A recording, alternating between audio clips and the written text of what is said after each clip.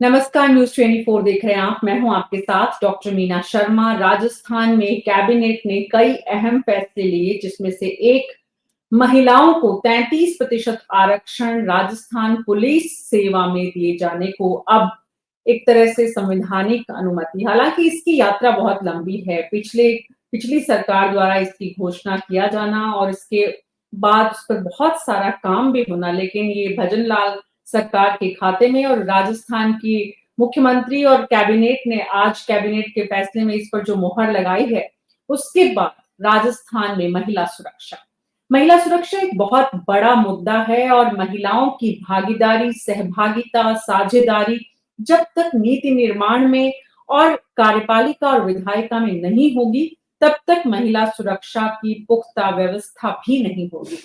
तो शुरुआत भले ही निचले स्तर से राजस्थान पुलिस सेवा में जो कांस्टेबल्स हैं, जो आरपीएस बनेंगे, उनमें जो है भर्ती, उनमें 33% आरक्षण देने से क्या राजस्थान में महिलाओं की सुरक्षा को लेकर, महिलाओं के अधिकारों को लेकर, महिलाओं की स्थिति में बहुत बड़ा बदलाव या छोटा बदलाव की शुरुआत कहा जाना चाहिए? कितना असर होगा इसका, कितना संदेश जाएगा, कितना बदलाव होगा और कितना इससे भजन लाल सरकार को फायदा होगा? ये तमाम सवाल हैं जिनके जवाब ढूंढने की कोशिश हमारे खास मेहमानों के साथ करेंगे। हमारे साथ राजकुमार शर्मा कांग्रेस पार्टी के प्रवक्ता, नम्रता सिंह जी बीजेपी से, जगदीश शर्मा जी वरिष्ठ पत्रकार, राजीव तिवारी जी वरिष्ठ पत्रकार, आनंद वर्धन शुक्ला पूर्व पुलिस अधिकारी और प्रसन्ना खमेसरा पूर्व पुलिस अधिकारी हमारे साथ हैं। आप सभी का बहुत बहुत स्वागत है। तो शुरुआत नम्रता जी आपसे करते हैं। नम्रता जी, क्या होगा इससे? देखिए, नारी सर्वदा पूज्य का मूल मंत्र रहा है। चाहे हम माता सीता से लेकर रानी पद्मिनी की बात, मुद्रा से लेकर के गार्गी तक की भारतीय संस्कृति में भारत की धरती पर अपना मातृत्व का लोहा मनवाया, चाहे शौर्य के बल पर देख लीजिए, चाहे बाहुबल पर देख लीजिए, चाहे सांस्कृतिक बल पर देख लीजिए, आज तक अपना उन्होंने लोहा मनवाया। नम्रता जी किताबी बातें छोड़ दीजिए, ग्राउंड मेरी पर जो बात पूरा हकीकत होने है दीजिए मीना जी, आपकी यही समस्या रही है कि आप शब्दों आपकी बात पूरी होने दूंगी और आपको पूरा समय भी दूंगी, लेकिन आप विषय पर ही रहिए, वर्तमान में रहिए, हकीकत में रहिए। मैं हकीकत पर ही सुना रही हूँ। एक तो आप बीच में बात काट देते हैं, आपकी जर्नलिस्ट की या तो समस्या है या फिर आप बात पूरा नहीं होने देना चाहते, या आपको भारतीय जनता पार्टी से कोई दिक्कत है, यह आप कंफर्म कीजिए। मैंने जिनकी बात करी, यह हमारे जो है देश की उन नारियों का प्रतीक है जिनको लेकर मिलकर के जिनसे सीखते हैं, शिक्षा लेते हैं। अगर आप चाहते हैं उनको छोड़ करके आज की बात करूं, तो आज की भी बात सुन लीजिए। आज भी हमारे देश के अंदर जो मोदी जी के नेतृत्व में राजस्थान में जो फिलहाल भाजपा सरकार है, उसने जो इतना बड़ा डिसीजन लिया है, ऐतिहासिक डिसीजन लिया है, पुलिस लाइन में जो है महिलाएं जो कोशिश कर रही थी 33% का आरक्षण देकर के, मैं कहूंगी 33% आरक्षण यही नहीं, अगर सांसद में बात करें तो उसमें भी महिलाओं को 33% आरक्षण दे दिया गया। चाहे पुलिस लाइन में देख लीजिए, चाहे आप प्रधानमंत्री आवास योजना देख लीजिए, यहाँ तक कि रिपब्लिक डे के अंदर जो परेड होती है उसमें उसका नेतृत्व भी हमारी बहन बेटियां माताएं कर रही होती हैं। यह आज का सीन है। अगर आपको पुरानी बातें बुरी लगती हैं, आपको भाजपा सरकार की जो ऐतिहासिक जो बातें करते हैं, हमारी सेविका समिति को देख लीजिए, दुर्गा वाहिनी को देख लीजिए, जहां महिलाओं की सशक्तिकरण को लेकर के, महिला की शक्ति को लेकर के उनको ट्रेन किया जाता है, उनको आत्म संरक्षित किया जाता है, उनको आत्म सम्मान के लिए तैयार किया जाता है। आप इसको भी नकार देंगे? आप इसके लिए भी कह देंगे?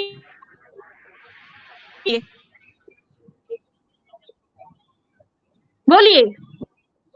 हो गई नम्रता जी आपकी बात? अच्छा नम्रता जी, हमारी इस वक्त की मौजूदा सरकार में कितने मंत्री हैं?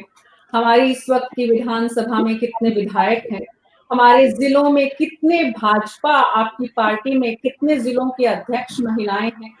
आपके संगठन में कोई अध्यक्ष, उपाध्यक्ष, महासचिव, सचिव कितनी महिलाएं हैं? जरा इन पर गौर करिए और उसके बाद मुद्दे पर आते हैं। मुद्दा ये है कि राजस्थान सरकार पुलिस सेवा में 33% आरक्षण की व्यवस्था जो कर रही है, उससे निश्चित रूप से एक सकारात्मक संदेश जाएगा। आनंद वर्धन शुक्ला जी, शुरुआत इसकी पहले हो चुकी थी, लेकिन आज इसको एग्जीक्यूट करने का जो काम है वो आगे बढ़ रहा है। भजनलाल सरकार के लिहाज से, मौजूदा सरकार के लिहाज से राजस्थान में इसका बीजेपी को एक तो सीधा-सीधा किसी भी गवर्नमेंट को फायदा जो होता है, किसी भी व्यवस्था को, सरकार को, वो एक बहुत छोटा पक्ष होता है। बड़ा पक्ष होता है इस फैसले का जो संदेश है, आम आवाम में कितना बड़ा संदेश आप इसको मानते हैं? आनंदवर्धन शुक्ला जी, क्योंकि आप पुलिस सेवा में रहे हैं, बेहतर ढंग से जानते हैं पुलिस में महिलाओं की संख्या कितनी है और जो महिलाएं हैं, उनकी स्थिति कैसी है? जी, बिल्कुल ठीक कहा आपने। अब ये जो आदेश हुआ है, मैं मान के चलता हूँ कि इससे कुछ सॉलिड अच्छे परिवर्तन आएंगे। अभी अब ठीक है, शहर में आपको दिखता है, जयपुर में, कोटा में, जोधपुर में, लेकिन अब ग्रामीण थानों में चले जाइए, महिला थाना और महिला डेस्क पर महिला कांस्टेबल, महिला सब इंस्पेक्टर अभी नहीं है। ये एक सच्चाई है। तो कम से कम ये तो हम कि हमारा कम से कम महिला थाना जो है वो तो महिला अधिकारियों के साथ हो। मैं कई बार इन दिनों बहुत सारे जिलों में गया हूं, जाके देखा है। आप विश्वास कीजिए कि 30 ऑफिसर्स की मैं एसएचओ की मीटिंग लेता हूं जिसमें 2 या 1 या 3 महिला अधिकारी उपस्थित होती हैं। 33% तो छोड़ दीजिए, 10% भी नहीं है, 5% भी किन्हीं जिलों में नहीं है।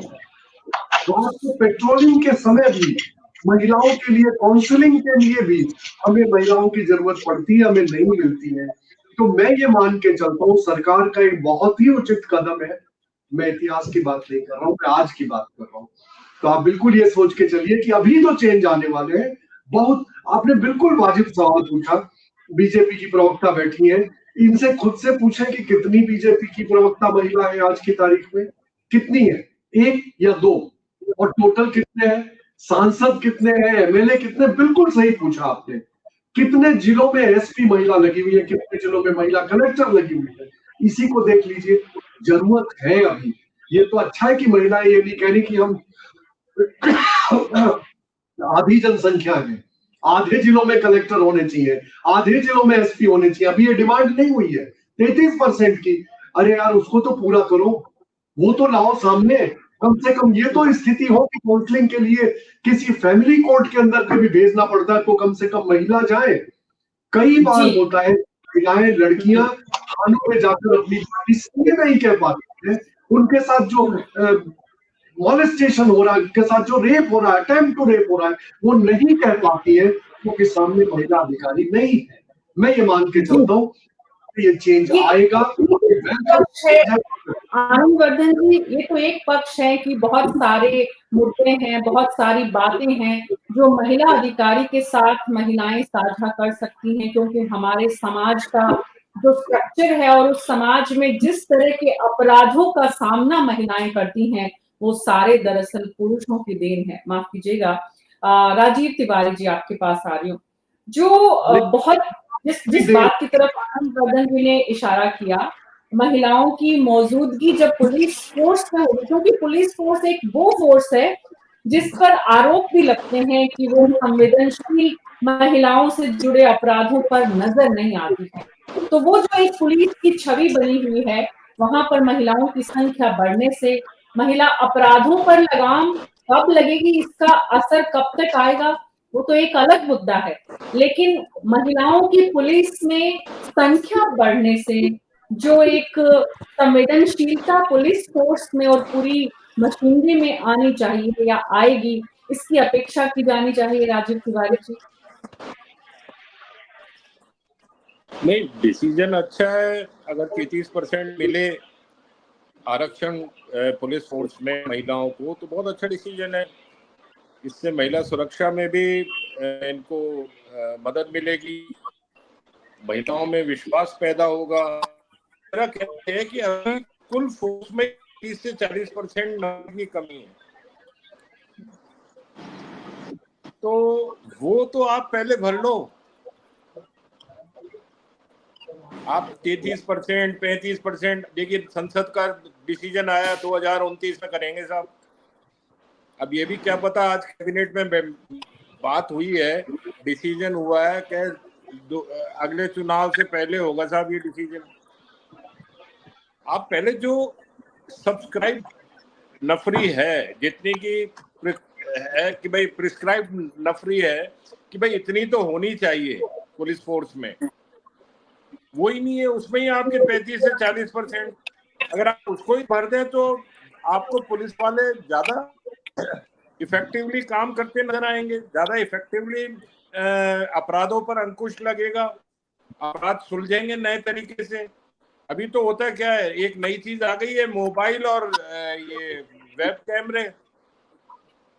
आप देख लीजिए अभी पिछले दिनों में जितने भी केसेस खुले हैं उसमें 90% से ज्यादा केसेस मोबाइल और उसकी लोकेशन से खुले हैं। आपके पास आदमी तो है ही नहीं, तो आप ये 33% पहले वो तो भर लो।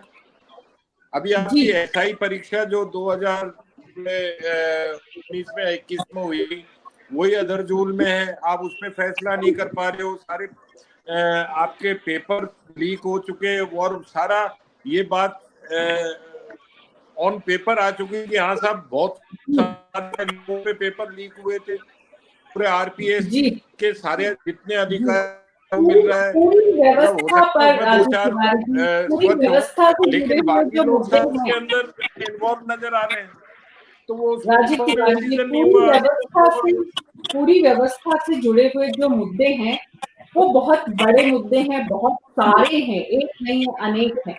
मैं तो इसलिए कह रहा हूँ, मतलब 33% का डिसीजन हुआ है।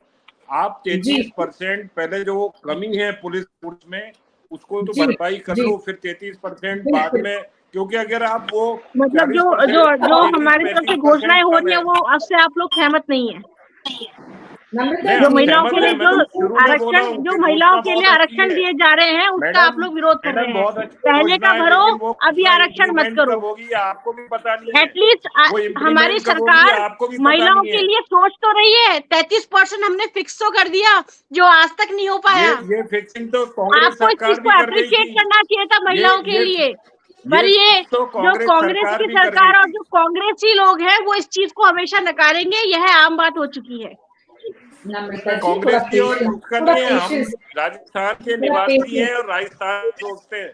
आप पहले की बात कर रहे हैं, राजस्थान के अंदर अगर 33% आरक्षण आ चुका है तो यह मुझे लगता है ये खुशी की बात है। इसके अंदर दो विचार करने वाली बात नहीं है, कोई मुद्दा नहीं है।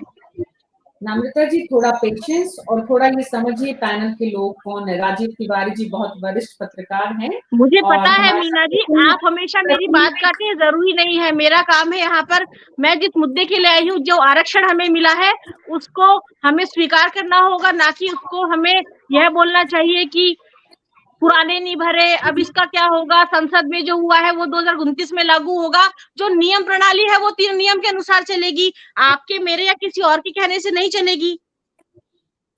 और रही बात आप कह रही है पैनल में जो बैठे हैं, मेरा काम यहाँ पे सत्य का साथ देना है, चाहे पैनल में आप बैठे हैं चाहे कोई भी बैठा हो। जो घोषणा हुई है वह वाकई में बहुत अच्छी घोषणा है, उसको लेकर के आप या कोई भी कुछ बोलेंगे। प्रसन्ना जी, जगदीश शर्मा जी, नम्रता जी नमस्कार। जगदीश शर्मा जी, नम्रता जी ये चाहती हैं, बीजेपी की प्रवक्ता हैं, इसलिए लाजमी है, स्वाभाविक है कि इस फैसले का सब बहुत पुरजोर तालियों के साथ स्वागत करें। तो ये काम तो जनता का है, निश्चित रूप से जनता जिसको इस फैसला सिर्फ महिला, मैं सिर्फ भाजपा की प्रवक्ता हूँ इसलिए नहीं, सबसे पहले मैं एक महिला हूँ, इसीलिए इसका स्वागत करना चाहिए और इसीलिए इसका स्वागत कर रही हूँ। जी, स्वागत करने वालों ने स्वागत किया है। जगदीश जी अब आगे बढ़ते हैं। जगदीश जी सवाल ये है कि राजीव तिवारी जी ने जो सवाल उठाया कि एक डिसीजन सरकार ने लिया है और एक डिसीजन का एग्जीक्यूशन होना है, उन दोनों के बीच में कई बार बहुत लंबा गैप हो जाता है। लेकिन अभी राजस्थान के मुख्यमंत्री भजनलाल शर्मा ने बाकायदा हर साल बजट में जिस तरह से सरकारी नौकरियों के लिए जो कमिटमेंट दिया है, उससे उम्मीद की जानी चाहिए कि कुछ इसमें भर्तियां हैं वो जल्दी होंगी। और अगर महिलाओं की संख्या पुलिस में बढ़ती है तो इससे समाज में एक कॉन्फिडेंस, महिलाओं में एक जो उनकी शिकायतें और उनकी जो परेशानियां जो अक्सर वो पुलिस थाने में जाकर नहीं बता पाती हैं, वो साझा करने में उन्हें राहत मिलेगी।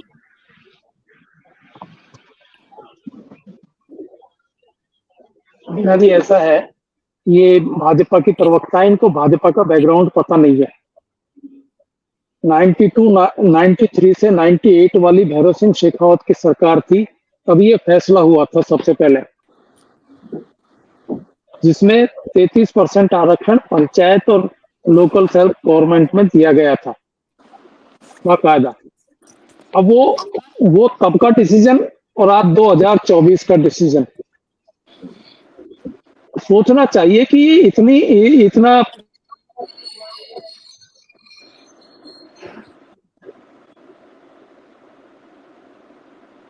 क्यों नहीं गया। ये तो दे दिया था, तभी स्टार्ट हो गया था। तो ऐसी सूरत में नम्रता जी को ये डिमांड करनी चाहिए थी कि इस मामले की जांच कराई जाए कि 33% आरक्षण पुलिस में पहले क्यों नहीं दिया गया, जबकि इसका माहौल तो हमारे यहाँ पर 20-25 साल से बना हुआ है पंचायत राज में। और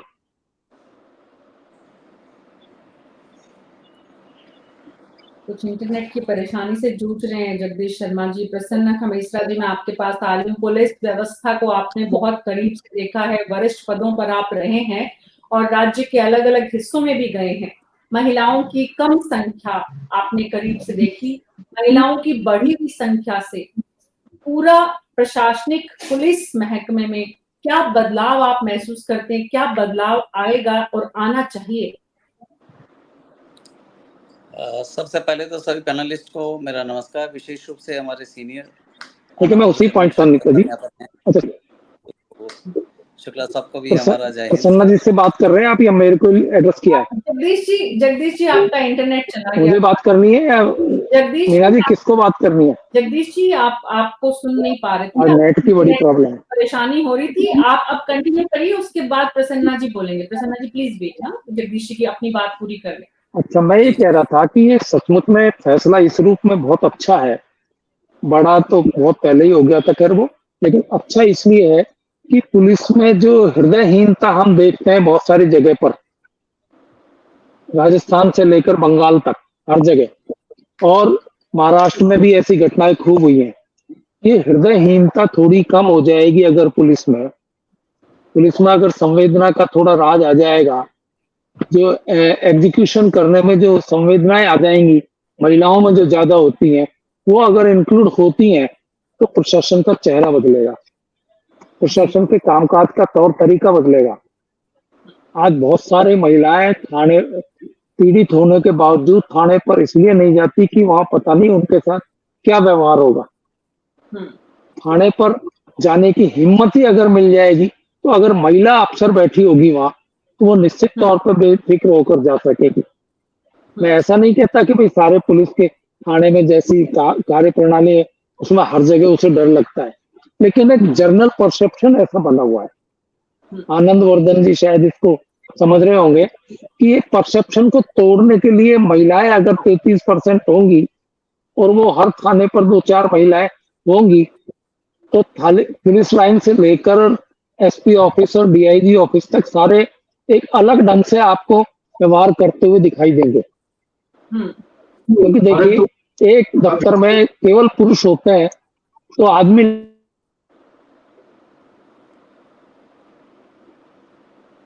बिल्कुल बिल्कुल। जगदीश जी बहुत इंटरनेट से जूझ रहे हैं। प्रसन्ना जी प्लीज आप अपनी बात बताएं।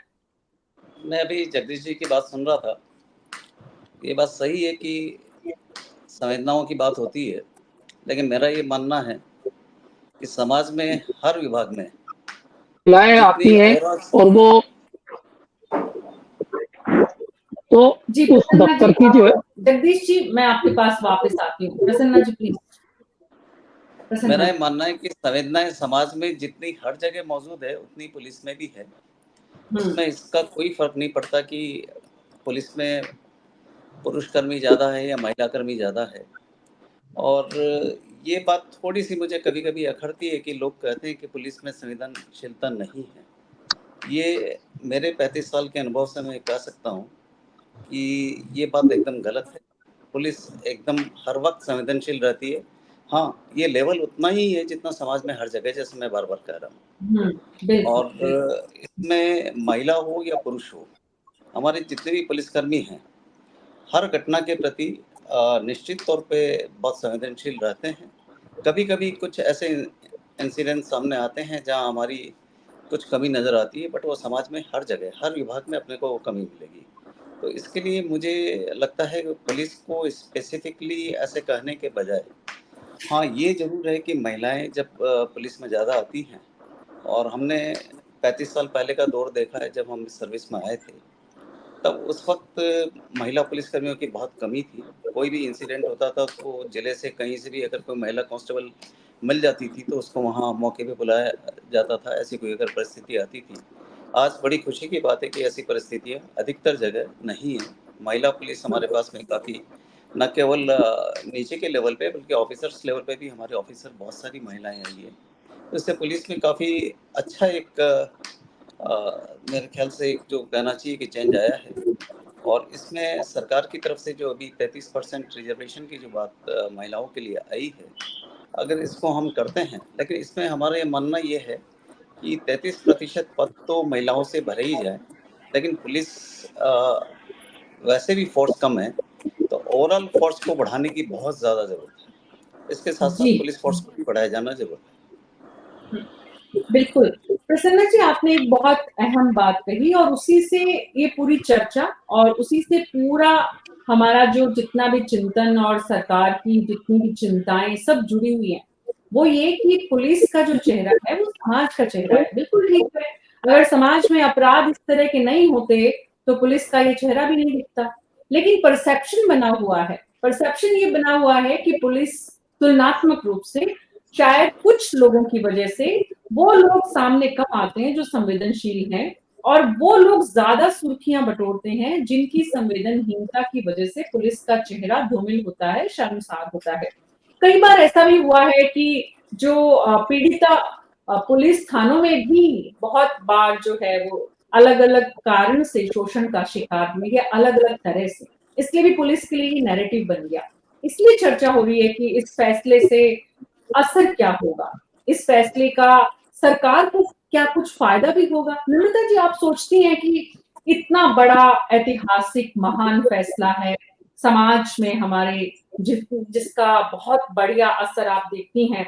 आप ये भी देखती होंगी कि जैसे मुख्यमंत्री हैं या हमारे कैबिनेट मंत्री हैं या हमारा पुलिस मुख्यालय है, वहाँ पर जो अहम पद हैं, जैसे आप राजस्थान में देखेंगे कि मुख्यमंत्री की सुरक्षा सिक्योरिटी इंचार्ज कभी शायद कोई महिला नहीं रही है।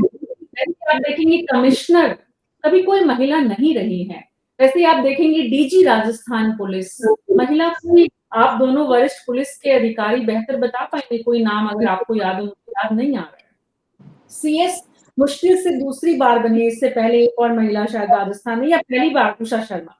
बहरहाल हम इसी मुद्दे पे रहते हैं नम्रता जी, तो आप इससे क्या देखती हैं कि इससे सरकार का ये जो इतना बड़ा काम है, इससे सरकार को भी कोई फायदा होगा? देखिए, मोदी जी ने जो है महिला सशक्तिकरण के लिए, महिलाओं के लिए, शक्ति को आगे बढ़ाने के लिए हर पुरज़ोर, हर तरीके से उन्होंने अपना जो उनको प्रोत्साहन दिया है, नीतियाँ लेकर आए हैं, प्लानिंग कर रहे हैं। अब रही बात जो आपने अभी मुझसे थोड़ी देर पहले कहा कि यहाँ पर पैनल में वरिष्ठ बैठे हैं, तो वरिष्ठता, श्रेष्ठता का कोई पैमाना नहीं होता, बात सत्यता की होती है और बात आगामी प्लानिंग्स की होती है। जो अभी हमारे यशस्वी मुख्यमंत्री जी ने आज जो घोषणा करी है, इससे होने से आपको, मुझे या मैं कह सकती हूँ राजस्थान के अंदर जो महिलाओं के साथ अत्याचार हो रहा है, जो अभी माननीय भाई साहब ने कहा कि महिलाएं थाने में जाने में कतराती थी, यह बात बिल्कुल सत्य है।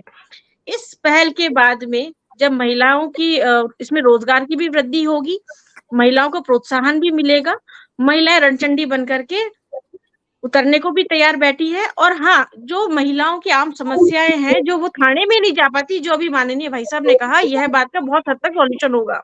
और यह बात सिर्फ पुलिस की ही नहीं है, आम नौकरियों में नहीं है, यह देश की सत्ता राजनीति में भी उनको आरक्षण दिया जा रहा है, पहल की जा रही है।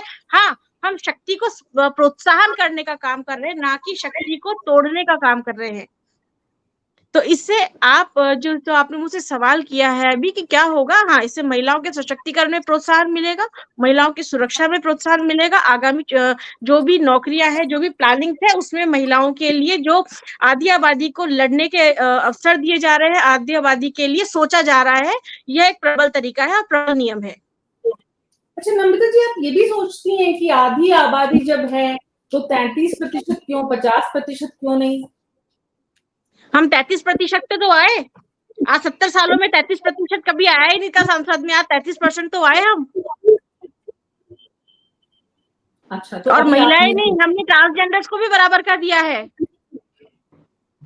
जबकि किसी भी सरकार में आज तक ट्रांसजेंडर्स को भी नहीं दिया गया था, हमने तो उनको भी बराबर का अधिकार दिया, उनको भी बराबर उनको लेकर के चल रहे हैं, महिलाओं की शक्ति के लिए चल रहे हैं। एटलीस्ट हम कांग्रेस की तरह ये तो नहीं कह रहे कि शक्ति को तोड़ दिया जाएगा, खत्म कर दिया जाएगा। 33% आरक्षण दे रहे थे, संसद में हो। इसके अलावा लखपति दीदी योजना देख लीजिए, कितनी योजनाएं मैं आपको बता सकती हूँ। बिल्कुल बिल्कुल।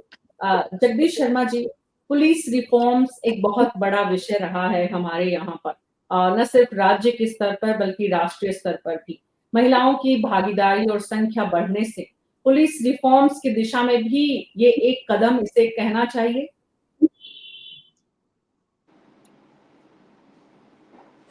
जगदीश जी,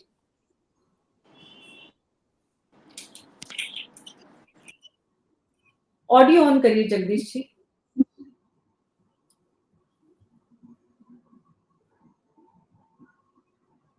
क्या क्वेश्चन है, ये रिपीट करना पड़ेगा, नेट की वजह से मैं सुन नहीं पाया।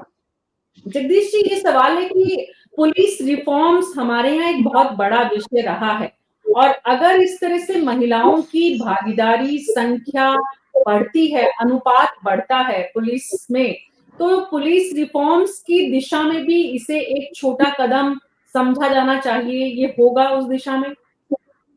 निश्चित, आपकी बात बिल्कुल सही है। अगर पुलिस रिफॉर्म में देखा जाए तो महिलाओं की उपस्थिति वहां पर अगर 33% हो गई तो रिफॉर्म का तरीका और रिफॉर्म का जो चेहरा मोहरा है वो शायद बदला हुआ मिलेगा आपको काफी हद तक।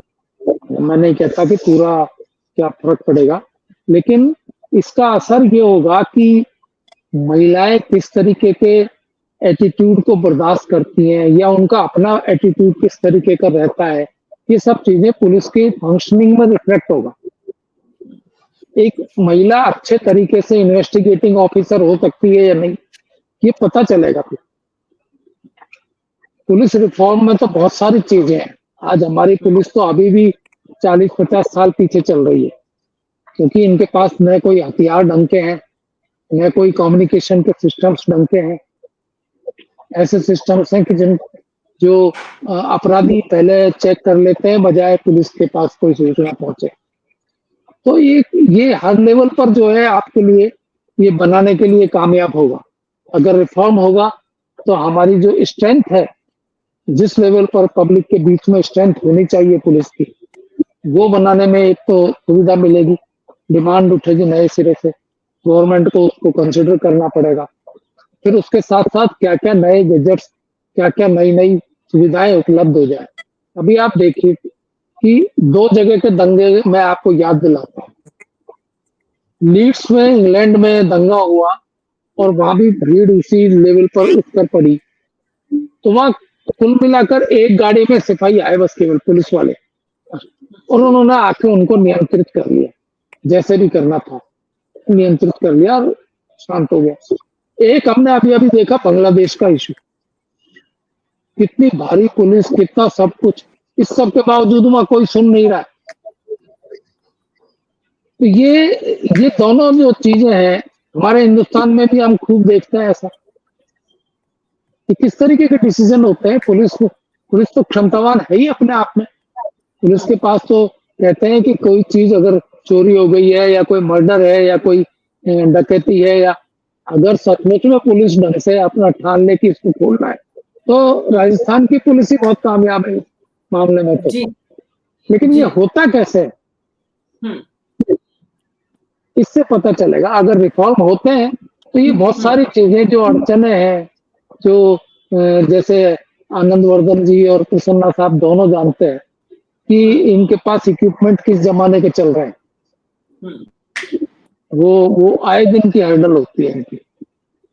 जी तो ये चीजें हमको रिफॉर्म के साथ साथ बहुत सारी चीजें पुलिस में भर्ती पेंडिंग पड़ी होती है, जैसा कि बताया गया है कि अभी कोई 40,000 की भर्ती बकाया चल रही है, फिर इनके प्रमोशन नहीं होते, इनके बैरक्स की और इनकी लाइन की जो स्थिति है वो मैं जानता हूँ। जी तो वहाँ गर्मी के मौसम में कूलर भी उपलब्ध नहीं है।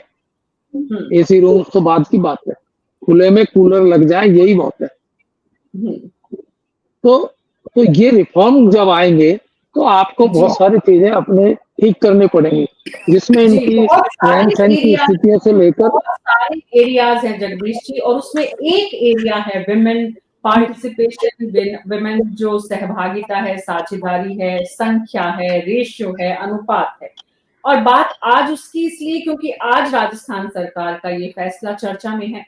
अब सवाल ये, राजीव तिवारी जी, पहले तृतीय श्रेणी शिक्षक भर्ती में 33% आरक्षण और अब पुलिस सेवा में 33% आरक्षण। राजस्थान की सरकार उपचुनाव 6 सीट पर जो है, उससे पहले इस फैसले का आप कोई असर समाज में, सरकार के पक्ष में आपको नजर आता है, समझ में आता है कि इससे सरकार का परसेप्शन बनने में सरकार को कोई मदद मिलेगी?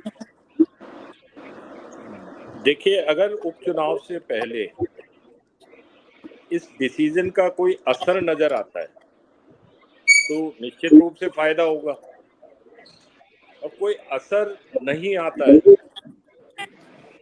तो मुझे नहीं लगता कि चुनाव में कोई बहुत बड़ा इससे फायदा मिलेगा।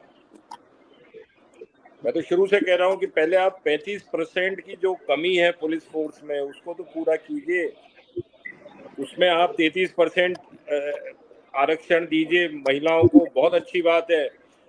और पुलिस वाले जो संवेदनहीनता की बात आ रही है पुरुष उसमें, तो वो कभी नहीं रही भाई। उनके घर में भी उनकी माँ होती है, पत्नी होती है, बहन होती है, बेटी होती है, वो भी सब संवेदना उनके अंदर भी भरी होती है। लेकिन आप देखिए आज पुलिस वाले 20-20 घंटे काम करते हैं नॉन स्टॉप, धूप में खड़े रहते हैं, बारिश में खड़े रहते हैं, कहीं दंगा होता है तो 10,000 की भीड़ में उसको 200 लोग जाके उसको टैकल करते हैं। तो उनकी मनोस्थिति को भी तो समझने की कोशिश की जानी चाहिए ना। तो वही रिफॉर्म्स की जो बात की जा रही है, रिफॉर्म्स इसीलिए जरूरी है कि अगर नफरी पूरी होगी तो उनको साप्ताहिक अवकाश भी मिलेगा, उनके घर में कोई हंसी खुशी या गमी होगी तो उसमें उनको छुट्टियां भी मिलेंगी, और बहुत सारी चीजें सामाजिक सरोकारों में उनको शामिल होने का अवसर मिलेगा। आज जो स्थिति पुलिस वालों की है कमोवेश वही स्थिति पत्रकारों की भी है, उनको भी 24/7 काम करना पड़ता है, वैसे ही पुलिस वालों की स्थिति हो रही है। तो आप ये देखिए कि जब मैं यही कह रहा हूँ 33% का आरक्षण का बहुत अच्छा फैसला है, इससे बहुत पुलिस की छवि सुधरेगी, महिलाओं का विश्वास बढ़ेगा, थानों में जाने में नहीं हिचकिचाएंगी, वो अपनी बात कहने में नहीं हिचकिचाएंगी, अपनी परेशानियों को कहने में नहीं वो डरेंगी। लेकिन आप उनको भर्ती तो कीजिए, मेरा कहना यह है सिर्फ कि आप जब तक भर्ती नहीं करेंगे आप उसको बढ़ाएंगे नहीं। सिर्फ घोषणाएं करने से व्यवस्थाएं नहीं बदलती कभी भी। बिल्कुल, लेकिन शुरुआत कहीं से होती है, शुरुआत होती है, तो वही मैं कह रहा हूँ, उसका आप तत्काल असर दिखाई ना, महीने 2 महीने में कोई नई भर्तियां निकालिए, उसमें 33% आरक्षण दीजिए, समझ में आएगी बात।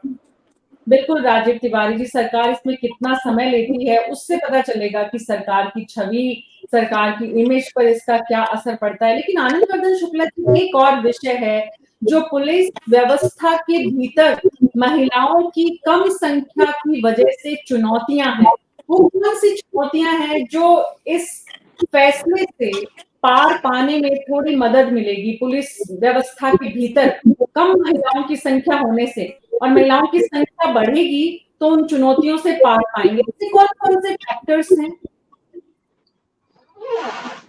देखिए मीरा जी, अब ये जो निर्णय लिया गया है ये एक महत्वपूर्ण निर्णय है। जहां तक जगदीश जी और तिवारी जी बात कर रहे थे आधुनिकीकरण की, पुलिस के पास इक्विपमेंट्स पुराने हैं, ये एक अलग मुद्दा है टोटल। आज हम केवल महिला की बात करें, आपने जिस समय पुलिस के आधुनिकीकरण को देखा था, पानी बहुत बह गया चंबल में भी और गंगा में भी, बहुत कुछ बदल गया।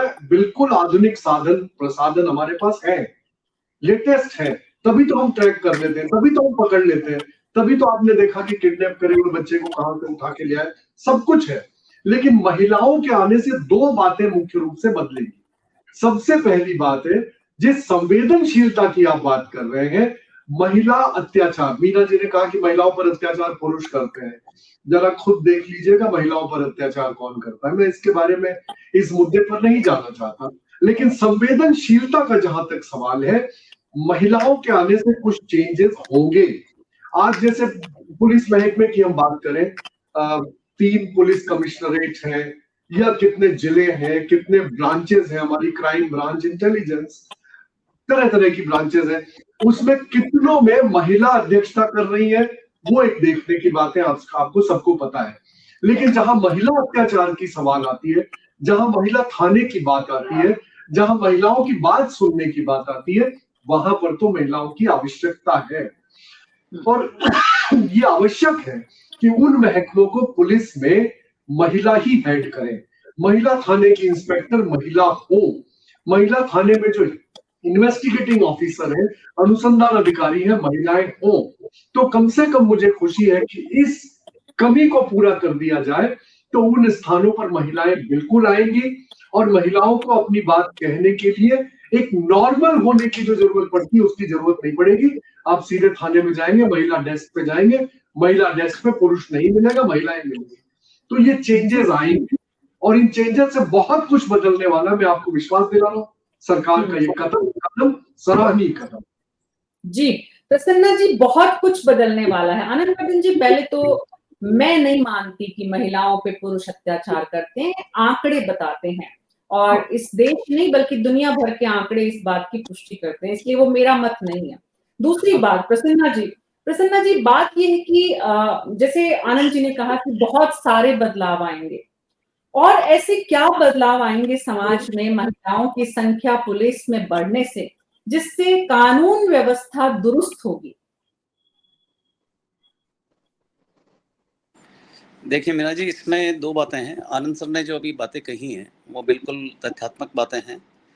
पुलिस में रिसोर्सेज काफ़ी अच्छे हुए हैं, काफ़ी डेवलप हुए हैं। अब ये कहना कि पुलिस के पास पुराने ज़माने के रिसोर्सेज हैं, ये बात थोड़ा गलत है। हम अपराधियों से ज़्यादा हमारे पास में अच्छे साधन हैं, इसकी वजह से हम अपराधियों को ट्रैक भी कर पाते हैं। और जहाँ तक सवाल है महिलाओं की ज़्यादा संख्या होने से, और जैसा आनंद साहब ने कहा कि हर पुलिस स्टेशन पे जहाँ महिलाओं से संबंधित अपराध है या जो डेस्क है उस पे महिला ही हेड करें, अगर ऐसा होता है तो बहुत अच्छा है। लेकिन अगर नहीं भी होता है तो जहाँ जहाँ पुरुष अगर महिला थाने को हेड भी कर रहे हैं तो वो संवेदनशीलता के साथ कार्य करे। आवश्यकता उस चीज़ की ज़्यादा है कि जो संवेदनशीलता पुलिस के द्वारा दर्शाई जाती है उसमें और भी इम्प्रूवमेंट उसमें किया जाए। दूसरा सवाल मेरा जी इसमें एक ये क्राइटेरिया ज़रूर मैं मान के चलता हूँ कि जब महिलाएं ज़्यादा आएगी पुलिस में तो एक बेटरमेंट डेफिनेटली होगा। सोसाइटी की नज़र में भी पुलिस का एक छवि को और बेहतर करने का मौका मिलेगा।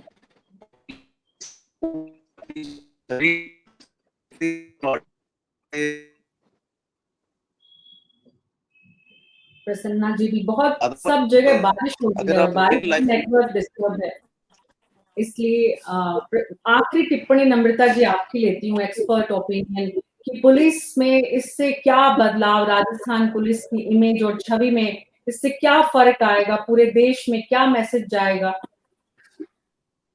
मैं इससे पहले आपको बताना चाहूंगी, जगदीश जी ने जो बात अभी कही कि जो बंगाल में हो रहा है या भारत के अंदर जो महिलाओं के साथ हो रहा है, उसके लिए हमें आगे की तैयारी करनी है।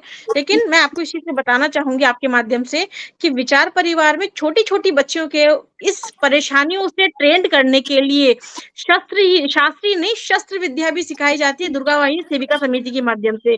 रही बात आपने कही कि उन्होंने भारतीय जनता पार्टी ने अब तक किन किन को क्या क्या पद दिए, तो अगर हम मलिनी अग्रवाल जी की बात करें जो अजमेर की आईजी रही हैं, चाहे हम विनीता ठाकुर जी की बात करें, यहाँ तक कि राजस्थान की वित्त मंत्री देख लीजिए, चाहे प्रदेश की वित्त मंत्री देख लीजिए, रक्षा मंत्री देख लीजिए, यहाँ तक कि भारत की राष्ट्रपति भी महिला ही है। यह शक्ति को प्रोत्साहन देने का सीधा सीधा उदाहरण है आपके लिए।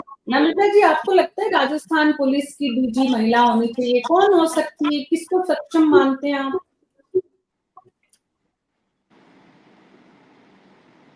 नेटवर्क चला। चलिए, बहुत बहुत शुक्रिया आप सबका इस चर्चा में शामिल होने के लिए। न्यूज़ 24 पर हमारी हर दिन कोशिश होती है कि समाज और सरकार दोनों साथ मिलकर किस तरह से आगे बढ़े। राजस्थान सरकार का ये फैसले से हकीकत में तब्दील होगा, तब ही इसका असर सरकार या समाज में देखने को मिलेगा। तो न्यूज़ 24 पर आज मेरे साथ इतना ही। नमस्कार।